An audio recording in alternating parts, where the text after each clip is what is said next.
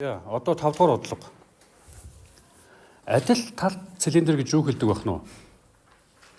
Тэнхлэг огтлол нь квадрат байдаг цилиндрийг адил тал гэх юм байна. Нөгөө түрүүний хэдвэр бодлого, нэгдүгээр бодлого, хоёрдугаар бодлоготой адилхан тийм. Тэрний диагонал нь юу гэж байна вэ? 26 гинэ.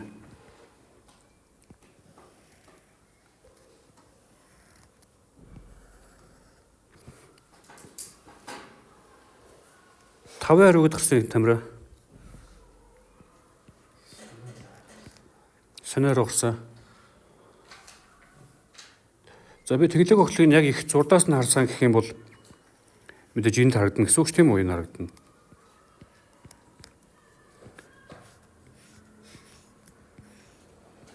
Энэ бол ингээд квадрат байгаа.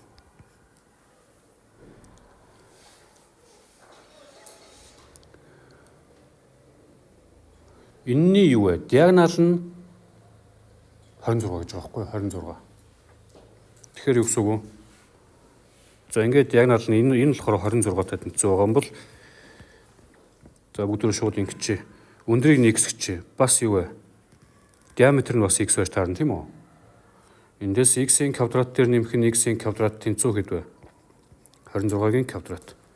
Эндээс 2x квадрат тэнцүү 26-гийн квадрат. Язгуур орчих юм бол язгуур дор x биш ээ. Язгуурын дор 2-ыг үржих нь x тэнцүү хэдэлх вэ? 26. Эндээс x тэнцүү 26 куб нь язгуур дор юу вэ? 2 гэж гарч байна. За бид нар өндөрөө бол олчлоо. Радиусаа ч гэсэн олцсон гэсэн үг болж таарна тий. Радиус гэдэг чинь юу гэсэн үг лээ? X-ийг хуваах нь 2 буюу 13-ыг хуваах нь язгуур дор 2 гэж гарч ирнэ зөв үү? За зөв. За одоо бид нар яах гэж байна вэ? Түүнд багтсан 8 өнцөгт призмын эслэхүүнийг олноо. 8 өнцөгт призмын эслэхүүн. За 8 өнцөгт призмээ ингээд зурчих. Түүнд багтнаа гэхэлэр чи ингээд хэд болчих вэ? 1 2 3 4 5 7 8. За ингээд юм 8 өнцөгт байгаа гэсэн үг ч тийм үү? Ийм 8 өнцөгт суурьтай призм ингээд нэг дээш нь ингээд татчих юм байгаа шүү тийм үү? Төсөөлөгч гэнэ үү? Ингээд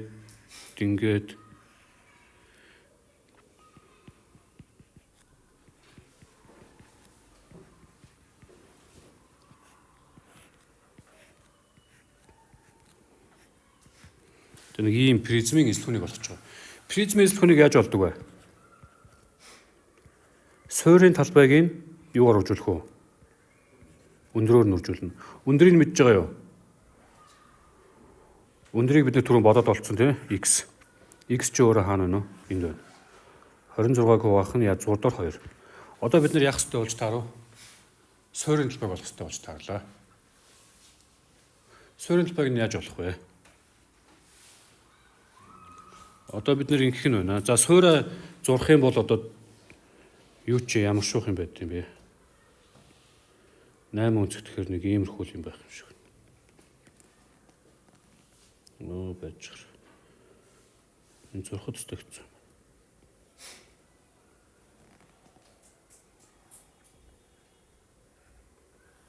За яг за ингэсгээл зурч. Энэ 8 нь 8 өнцөг байгаа тийм. Энэний талбайг олох гэдэг байхгүй юу? Бид нар юу мэдж байгаа гэх юм бол эндээс энэ хүртгийг мэдж байгаа. Энэ хэд вэ? Радиус тийм үстэй. Эндээс энэ хүртгийг бас мэдж байгаа. Энэ юу вэ? Радиус. Тэгэнгүүтээ бүгдөө ингэж энэ талбайг олоод хэдээр үржүүлвэл призмын талбай гарч ирэх вэ? 8-аар үржүүлвэл гарч ирнэ тийм. За бид нар нэг ийм том юм мэдчих хэвээр. Гурвчны талбайг олохдоо 2-ны 1-ийг үржих нь А, Б, үржих нь синус юу вэ? Гамма гэдэг том юм мэдчих хэвээр.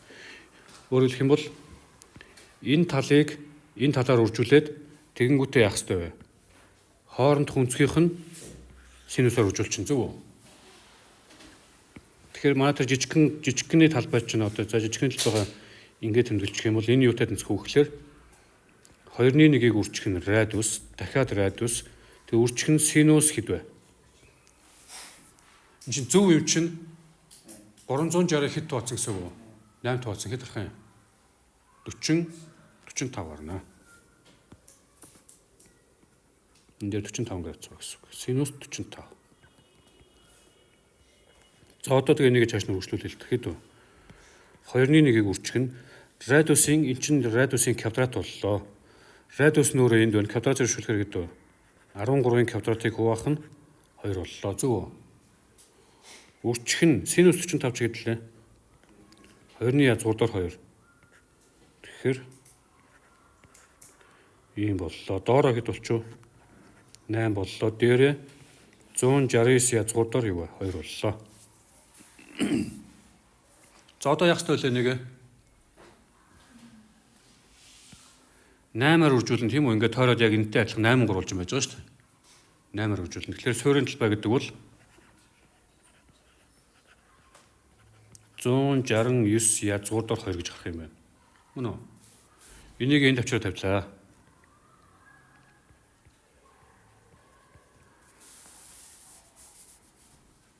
Тэгэхээр хэд болж байна вэ? Язгуурдаар 2-ууд нь хураагдлаа. За ер нь бол 13-ын 3 зэргийг үржих нь юу вэ? 2 гэж гарах юм байна тий.